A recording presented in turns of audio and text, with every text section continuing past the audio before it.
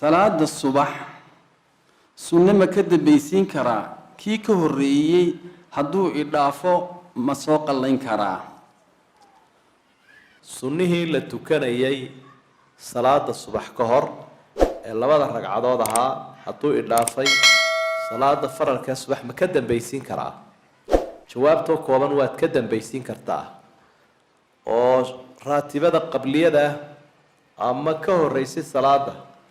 waa laga dambaysiin karaa haddaad kolka hore fursad u weyday